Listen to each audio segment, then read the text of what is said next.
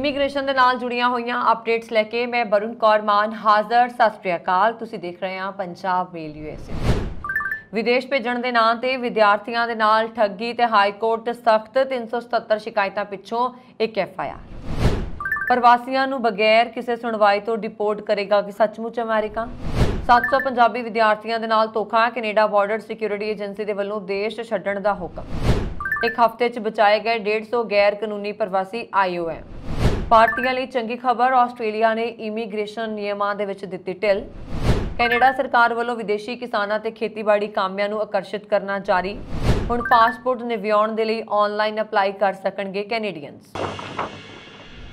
ਤੁਸੀਂ ਦੇਖ ਰਹੇ ਹੋ ਵੀਕਲੀ ਇਮੀਗ੍ਰੇਸ਼ਨ ਅਪਡੇਟ। ਵਿਦਿਆਰਥੀਆਂ ਨੂੰ ਵਿਦੇਸ਼ ਭੇਜਣ ਦੇ ਨਾਮ ਤੇ ਠੱਗੀ ਦੇ ਮਾਮਲਿਆਂ ਦੇ ਵਿੱਚ ਮੁਲਜ਼ਮ ਦੀ ਜ਼ਮਾਨਤ ਪਟੀਸ਼ਨ ਤੇ ਸੁਣਵਾਈ ਕਰਦੇ ਹੋਏ ਪੰਜਾਬ ਹਰਿਆਣਾ ਹਾਈ ਕੋਰਟ ਨੇ ਚੰਡੀਗੜ੍ਹ ਪ੍ਰਸ਼ਾਸਨ ਸਮੇਤ ਹੋਰਾਂ ਤੋਂ ਜਵਾਬ ਤਲਬ ਕੀਤਾ ਹੈ। ਇਸ ਦੇ ਨਾਲ ਹੀ DGP ਨੂੰ ਪੁੱਛਿਆ ਗਿਆ ਹੈ ਕਿ ਇਸ ਮਾਮਲੇ ਦੇ ਵਿੱਚ 377 ਸ਼ਿਕਾਇਤਾਂ 'ਚ ਕੇਵਲ ਇੱਕ FIR ਦਰਜ ਕਰਨਾ ਕਿੱਥੋਂ ਤੱਕ ਜਾਇਜ਼ ਹੈ।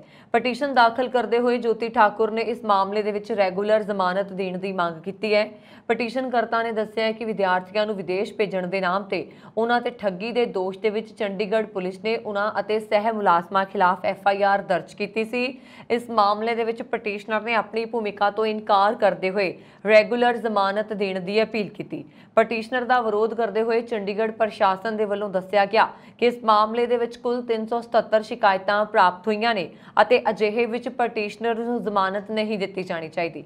ਹਾਈ ਕੋਰਟ ਨੇ ਇਸ ਤੇ ਪੁੱਛਿਆ ਕਿ ਕਿੰਨੇ ਮਾਮਲਿਆਂ 'ਚ FIR ਦਰਜ ਕੀਤੀ ਗਈ ਹੈ, ਜਿਸ ਤੇ ਜਵਾਬ ਦੇ ਵਿੱਚ ਦੱਸਿਆ ਗਿਆ ਕਿ ਕੇਵਲ ਇੱਕ ਮਾਮਲਾ ਦਰਜ ਕੀਤਾ ਗਿਆ ਹੈ। ਹਾਈ ਕੋਰਟ ਨੇ ਇੰਨੀਆਂ ਵੱਧ ਸ਼ਿਕਾਇਤਾਂ ਹੋਣ ਦੇ ਬਾਵਜੂਦ ਕੇਵਲ ਇੱਕ FIR ਦਰਜ ਹੋਣ ਨੂੰ ਲੈ ਕੇ ਹੈਰਾਨੀ ਪ੍ਰਗਟਾਈ ਹੈ। ਹੁਣ ਹਾਈ ਕੋਰਟ ਨੇ ਇਸ ਮਾਮਲੇ ਦੇ ਵਿੱਚ DGP ਨੂੰ ਆਪਣੇ ਪੱਧਰ ਤੇ ਦੇਖਣ ਦਾ ਹੁਕਮ ਦਿੱਤਾ ਹੈ ਅਤੇ ਉਹਨਾਂ ਤੋਂ ਪੁੱਛਿਆ ਹੈ ਕਿ ਕੀ ਇੰਨੀਆਂ ਸ਼ਿਕਾਇਤਾਂ ਤੋਂ ਬਾਅਦ ਕੇਵਲ ਇੱਕ FIR ਦਰਜ ਕਰਨਾ ਜਾਇਜ਼ ਹੈ। ਅਗਲੀ ਸੁਣਵਾਈ ਤੇ DGP ਨੂੰ ਇਸ ਸੰਬੰਧੀ ਹਲਫਨਾਮਾ ਦਾਖਲ ਕਰਨ ਦਾ ਹੁਕਮ ਵੀ ਦਿੱਤਾ ਹੈ। ਨਜਾਇਜ਼ ਤਰੀਕੇ ਦੇ ਨਾਲ ਅਮਰੀਕਾ ਦਾਖਲ ਹੋਏ ਪ੍ਰਵਾਸੀਆਂ ਨੂੰ ਹੁਣ ਬਗੈਰ ਕਿਸੇ ਅਦਾਲਤੀ ਸੁਣਵਾਈ ਤੋਂ ਡਿਪੋਰਟ ਕੀਤਾ ਜਾ ਸਕੇਗਾ। ਜੀ ਹਾਂ, ਡੋਨਲਡ ਟਰੰਪ ਦੇ ਵੱਲੋਂ ਲਾਗੂ ਟਾਈਟਲ 42 ਦੀ ਮਿਆਦ 11 ਮਈ ਨੂੰ ਖਤਮ ਸੀ ਤੇ ਮੈਕਸੀਕੋ ਦੇ ਨਾਲ ਲੱਗਦੀ ਸਰਹੱਦ ਰਾਹੀਂ ਰੋਜ਼ਾਨਾ 10,000 ਤੋਂ ਵੱਧ ਪ੍ਰਵਾਸੀਆਂ ਦੀ ਆਮਦ ਦੇ ਖਦਸ਼ੇ ਨੂੰ ਦੇਖਦਿਆਂ ਰਿਪਬਲਿਕਨ ਸੈਨੇਟ ਮੈਂਬਰ ਟੌਮ ਅਤੇ ਡੈਮੋਕ੍ਰੈਟਿਕ ਪਾਰਟੀ ਨਾਲੋਂ ਤੋੜ ਵਿਛੋੜਾ ਕਰਨ ਵਾਲੀ ਸੈਨੇਟ ਮੈਂਬਰ ਕ੍ਰਿਸਟਨ ਸਿਨੀਮਾ ਵੱਲੋਂ ਇੱਕ ਬਿੱਲ ਸੰਸਦ ਦੇ ਉੱਪਰਲੇ ਸਦਨ ਦੇ ਵਿੱਚ ਪੇਸ਼ ਕੀਤਾ ਗਿਆ ਹੈ।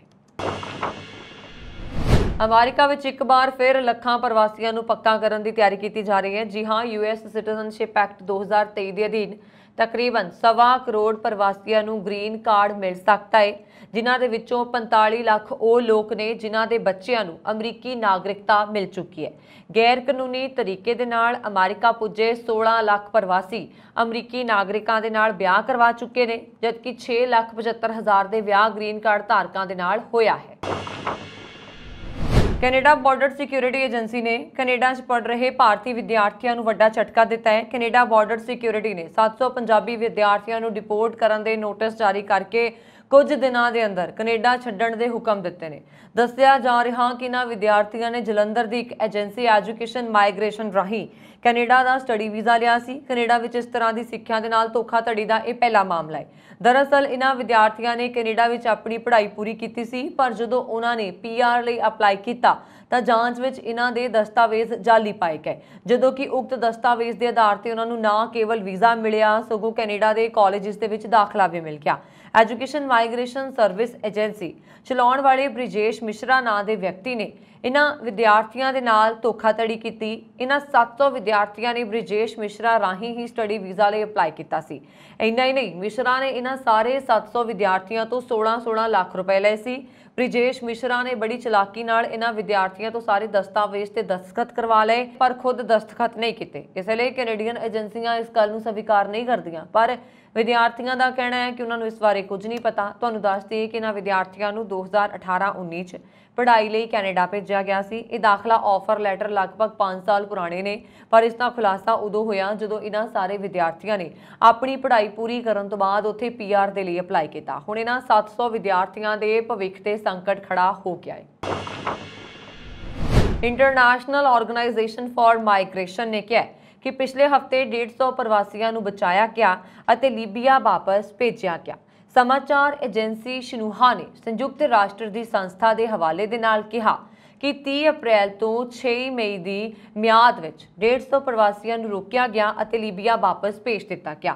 ਬਿਆਨ ਦੇ ਵਿੱਚ ਕਿਹਾ ਗਿਆ ਹੈ ਕਿ ਪਿਛਲੇ ਹਫ਼ਤੇ ਲੀਬੀਆ ਦੇ ਕੰਢੇ ਤੋਂ ਗੈਰ ਕਾਨੂੰਨੀ ਪ੍ਰਵਾਸੀਆਂ ਦੀਆਂ 3 ਲਾਸ਼ਾਂ ਬਰਾਮਦ ਕੀਤੀਆਂ ਗਈਆਂ ਨੇ।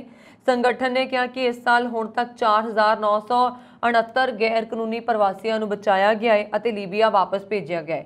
ਇਹਨਾਂ ਨੇ ਅੱਗੇ ਕਿਹਾ ਕਿ ਭੂ-ਮੱਧ ਸਾਗਰ ਮਾਰਗ ਤੇ ਲੀਬੀਆ ਦੇ ਤੱਟ ਤੋਂ 532 ਗੈਰ ਕਾਨੂੰਨੀ ਪ੍ਰਵਾਸੀਆਂ ਦੀ ਮੌਤ ਹੋ ਗਈ, 315 ਹੋਰ ਲਾਪਤਾ ਹੋ ਗਏ।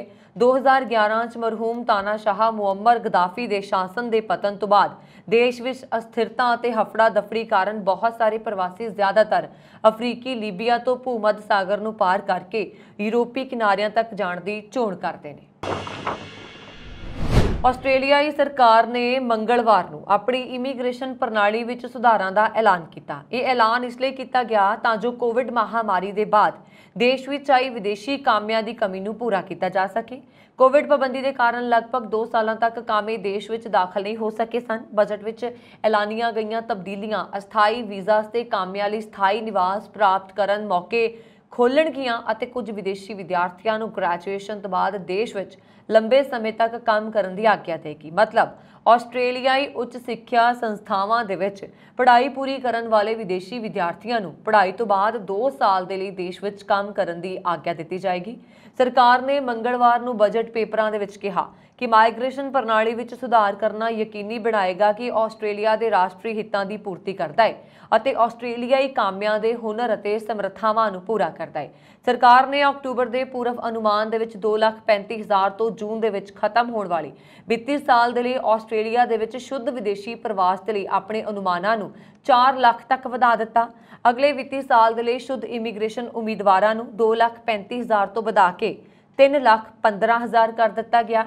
ਇਹ ਵਾਧਾ ਪਿਛਲੇ ਸਾਲ ਮਾਰਚ ਦੇ ਵਿੱਚ ਆਸਟ੍ਰੇਲੀਆ ਦੀਆਂ ਸਰਹੱਦਾਂ ਨੂੰ 2 ਸਾਲਾਂ ਦੀਆਂ ਸਖਤ ਪਾਬੰਦੀਆਂ ਤੋਂ ਬਾਅਦ ਅੰਤਰਰਾਸ਼ਟਰੀ ਰਵਾਨਗੀ ਅਤੇ ਆਗਮਨ ਦੇ ਲਈ ਦੁਬਾਰਾ ਖੋਲ੍ਹਣ ਤੋਂ ਬਾਅਦ ਆਇਆ ਹੈ, ਜਿਨ੍ਹਾਂ ਨੂੰ ਵਿਸ਼ਵ ਪੱਧਰੀ ਮਾਪਦੰਡਾਂ ਦੇ ਦੁਆਰਾ ਕੋਵਿਡ ਮੌਤਾਂ ਨੂੰ ਘੱਟ ਰੱਖਣ ਦਾ ਵਿਆਪਕ ਤੌਰ ਤੇ ਸਿਹਰਾ ਦਿੱਤਾ ਗਿਆ ਸੀ।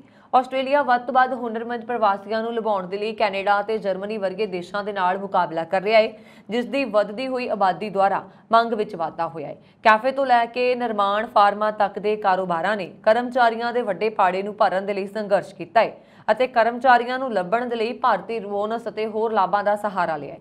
ਤਬਦੀਲੀਆਂ ਦੇ ਤਹਿਤ ਸਥਾਈ ਪ੍ਰਵਾਸ 1,90,000 ਸਥਾਨਾਂ ਦੇ ਲੰਬੇ ਸਮੇਂ ਦੇ ਪੱਧਰ ਤੇ ਵਾਪਸ ਆ ਜਾਏਗਾ, ਜਿਨ੍ਹਾਂ ਵਿੱਚੋਂ 70% ਹੁਨਰਮੰਦ ਪ੍ਰਵਾਸੀਆਂ ਨੂੰ ਅਲਾਟ ਕੀਤੇ ਜਾਣਗੇ। ਅਸਥਾਈ ਤੌਰ ਤੇ ਹੁਨਰ ਦੀ ਘਾਟ ਵਾਲੇ ਵੀਜ਼ਾ ਤੇ ਆਸਟ੍ਰੇਲੀਆ 'ਚ ਮੌਜੂਦ ਲਗਭਗ 1,24,000 ਕਰਮਚਾਰੀ ਹੁਣ ਸਥਾਈ ਨਿਵਾਸ ਲਈ ਅਰਜ਼ੀ ਦੇ ਸਕਣਗੇ। ਕੈਨੇਡਾ ਵਿੱਚ ਰਵਾਇਤੀ ਕਾਸ਼ਤਕਾਰੀ ਵੱਲ ਸਥਾਨਕ ਲੋਕ ਘੱਟ ਰੁਚਿਤ ਹੋ ਰਹੇ ਨੇ, ਜਿਸ ਕਰਕੇ ਖੇਤੀਬਾੜੀ ਅਤੇ ਸਹਾਇਕ ਕਿੱਤਿਆਂ ਵਿੱਚ ਕਿਸਾਨਾਂ ਤੇ ਕਾਮਿਆਂ ਦੀ ਘਾਟ ਵੱਧ ਰਹੀ ਹੈ। ਫਾਰਮਾਂ ਦੇ ਵਿੱਚ ਡੰਗਰਾਂ ਦੀ ਦੇਖਭਾਲ ਅਤੇ ਫਸਲਾਂ ਦੀ ਬਿਜਾਈ ਤੋਂ ਕਟਾਈ ਤੱਕ ਦੇ ਕੰਮਾਂ ਵਾਸਤੇ ਵਿਦੇਸ਼ੀ ਕਾਮਿਆਂ ਦੀ ਲੋੜ ਲਗਾਤਾਰ ਬਣੀ ਰਹਿੰਦੀ ਹੈ। ਅਜਿਹੇ 'ਚ ਖਾਦ ਪਦਾਰਥਾਂ ਦੀ ਸਪਲਾਈ ਬਰਕਰਾਰ ਰੱਖਣ ਦੇ ਲਈ ਕੈਨੇਡਾ ਸਰਕਾਰ ਨੇ ਇਮੀਗ੍ਰੇਸ਼ਨ ਨੀਤੀਆਂ ਰਾਹੀਂ ਵਿਦੇਸ਼ਾਂ ਤੋਂ ਕਿਸਾਨਾਂ ਅਤੇ ਕਾਮਿਆਂ ਨੂੰ ਆਕਰਸ਼ਿਤ ਕਰਨਾ ਸ਼ੁਰੂ ਕੀਤਾ ਹੋਇਆ ਹੈ। ਪਰਿਵਾਰ ਸਮੇਤ ਪੱਕੀ ਇਮੀਗ੍ਰੇਸ਼ਨ ਲੈਣ ਦੇ ਮੌਕੇ ਵੀ ਦਿੱਤੇ ਜਾ ਰਹੇ ਨੇ। ਇਮੀਗ੍ਰੇਸ਼ਨ ਮੰਤਰੀ ਫਰੇਜ਼ਰ ਨੇ ਕਿਹਾ ਕਿ ਇਸ ਸਾਲ ਦੇ ਅਖੀਰ ਤੋਂ ਐਗਰੀ ਫੂਡ ਪਾਇਲਟ ਪ੍ਰੋਗਰਾਮ ਦੇ ਵਿੱਚ ਕਾਮਿਆਂ ਦੇ ਪਰਿਵਾਰਾਂ ਵਾਸਤੇ ਵੀ ਓਪਨ ਵਰਕ ਪਰਮਿਟ ਦਿੱਤੇ ਜਾਣ ਦਾ ਪ੍ਰਬੰਧ ਕੀਤਾ ਜਾ ਰਿਹਾ ਹੈ ਅਤੇ ਵਰਕ ਪਰਮਿਟ ਵਾਸਤੇ ਲੋੜੀਂਦੇ ਕੰਮ ਦੇ ਤਜਰਬੇ ਦਾ ਸਰਟੀਫਿਕੇਟ ਕਾਮਿਆਂ ਦੀ ਯੂਨੀਅਨ ਦੇ ਵੱਲੋਂ ਦਿੱਤਾ ਜਾ ਸਕੇਗਾ। ਕੰਮ ਦਾ ਤਜਰਬਾ ਵਰਕਰਜ਼ ਨੂੰ ਪੱਕੀ ਇਮੀਗ੍ਰੇਸ਼ਨ ਵਾਸਤੇ ਸਹਾਈ ਹੋਏਗਾ। ਇਸ ਦੇ ਦੌਰਾਨ ਮੰਤਰੀ ਫਰੇਜ਼ਰ ਨੇ ਰਾਜਧਾਨੀ ਓਟਾਵਾ ਦੇ ਵਿੱਚ ਬੀਤੇ ਕੱਲ ਕੈਨੇਡਾ ਦੇ ਨਵੇਂ ਪਾਸਪੋਰਟ ਬਾਰੇ ਜਾਣਕਾਰੀ ਦਿੰਦਿਆਂ ਦੱਸਿਆ ਕਿ ਸੁਰੱਖਿਆ ਦੇ ਪੱਖ ਤੋਂ ਦੇਸ਼ ਦੇ ਪਾਸਪੋਰਟ ਦੀ ਕਾਪੀ ਦੇ ਵਿੱਚ ਸੁਧਾਰ ਕਰਨ ਦੀ ਜ਼ਰੂਰਤ ਸੀ, ਜਿਸ ਉੱਪਰ 2013 ਤੋਂ ਕੰਮ ਕੀਤਾ ਜਾ ਰਿਹਾ ਸੀ। ਨਕਲਾਂ ਤੋਂ ਬਚਾਅ ਵਾਸਤੇ ਪਾਸਪੋਰਟ ਦੇ ਵਿੱਚ ਤਕਨੀਕੀ ਤਬਦੀਲੀਆਂ ਕੀਤੀਆਂ ਗਈਆਂ ਨੇ। ਹੁਣ ਆਪਣੇ ਪਾਸਪੋਰਟ ਨੂੰ ਨਵਿਆਉਣ ਦੇ ਲਈ ਕੈਨੇਡੀਅਨਸ ਨੂੰ ਲੰਬੀਆਂ ਕਤਾਰਾਂ 'ਚ ਖੜੇ ਹੋਣ ਦੀ ਲੋੜ ਨਹੀਂ ਹੋਣੀ ਹੈ, ਸਗੋਂ ਇਹ ਕੰਮ ਆਨਲਾਈਨ ਹੋ ਜਾਇਆ ਕਰੇਗਾ। ਇਸ ਦਾ ਐਲਾਨ ਬੁੱਧਵਾਰ ਨੂੰ ਇਮੀਗ੍ਰੇਸ਼ਨ ਮੰਤਰੀ ਨੇ ਕੀਤਾ। ਇਸ ਸਾਲ ਦੇ ਅੰਤ ਤੋਂ ਜਿਨ੍ਹਾਂ ਕੈਨੇਡੀਅਨਸ ਨੂੰ ਆਪਣੇ ਪਾਸਪੋਰਟ ਨਵਿਆਉਣੇ ਹੋਣਗੇ ਉਹ ਆਨਲਾਈਨ ਅਪਲਾਈ ਕਰ ਸਕਣਗੇ। ਇਸ ਦੇ ਲਈ ਉਹ ਆਪਣੇ ਅਹਿਮ ਦਸਤਾਵੇਜ਼ ਤੇ ਪਾਸਪੋਰਟ ਸਾਈਜ਼ ਫੋਟੋ ਵੀ ਸਰਕਾਰੀ ਵੈਬਸਾਈਟ ਉੱਤੇ ਅਪਲੋਡ ਕਰ ਸਕਣਗੇ। ਇਹ ਜਾਣਕਾਰੀ ਇਮੀਗ੍ਰੇਸ਼ਨ ਮੰਤਰੀ ਫਰੇਜ਼ਰ ਨੇ ਦਿੱਤੀ ਹੈ। ਕੈਨੇਡਾ ਦੇ ਪਾਸਪੋਰਟ ਦੇ ਲਈ ਨਵੇਂ ਡਿਜ਼ਾਈਨ ਦੀ ਘੁੰਡ ਚੁਕਾਈ ਮੌਕੇ ਇੱਕ ਇਵੈਂਟ 'ਚ ਹਿੱਸਾ ਲੈਣ ਸਮੇਂ ਫਰੇਜ਼ਰ ਨੇ ਇਹ ਐਲਾਨ ਕੀਤਾ। ਕੈਨੇਡਾ ਦੇ ਪਾਸਪੋਰਟ ਦੇ ਨਵੇਂ ਡਿਜ਼ਾਈਨ ਦੇ ਵਿੱਚ ਅਪਡੇਟਡ ਸਿਕਿਉਰਿਟੀ ਫੀਚਰ ਤੇ ਰੰਗਦਾਰ ਨਵੇਂ ਪੇਜ ਵੀ ਨੇ। ਇਸ ਵਿੱਚੋਂ ਕੁਝ ਚੀਜ਼ਾਂ ਨੂੰ ਹਟਾ ਵੀ ਦਿੱਤਾ ਗਿਆ ਹੈ। ਓਟਾਵਾ ਇੰਟਰਨੈਸ਼ਨਲ 에ਅਰਪੋਰਟ ਉੱਤੇ ਪ੍ਰੈਸ ਕਾਨਫਰੰਸ ਦੇ ਦੌਰਾਨ ਫਰੇਜ਼ਰ ਨੇ ਆਖਿਆ ਕਿ ਕੈਨੇਡੀਅਨਸ ਦੇ ਲਈ ਆਪਣੀਆਂ ਸੇਵਾਵਾਂ ਤੇ ਸਿਕਿਉਰਿਟੀ ਦੇ ਵਿੱਚ ਸੁਧਾਰ ਦੇ ਲਈ ਫੈਡਰਲ ਸਰਕਾਰ ਕੰਮ ਕਰਨਾ ਜਾਰੀ ਰੱਖੇਗੀ। ਪਾਸਪੋਰਟ ਨੂੰ ਅਪਡੇਟ ਕਰਨ ਦੇ ਨਾਲ ਟਰੈਵਲ ਦੇ ਵਿੱਚ ਸੁਧਾਰ ਤੇ ਸਿਕਿਉਰਿਟੀ ਦੇ ਵਿੱਚ ਹੋਰ ਵਾਧਾ ਹੋਏਗਾ। ਜਿਨ੍ਹਾਂ ਨੇ ਨਵੇਂ ਪਾਸਪੋਰਟ ਦੇ ਲਈ ਅਪਲਾਈ ਕਰਨਾ ਹੋਏਗਾ, ਜਿਨ੍ਹਾਂ ਵਿੱਚ ਬੱਚੇ ਵੀ ਸ਼ਾਮਲ ਹੋਣਗੇ, ਉਹਨਾਂ ਨੂੰ ਸਰਵਿਸ ਕੈਨੇਡਾ ਕੋਲ ਰਵਾਇਤੀ ਐਪਲੀਕੇਸ਼ਨ ਪ੍ਰਕਿਰਿਆ ਰਾਹੀਂ ਲੰਘਣਾ ਹੋਏਗਾ।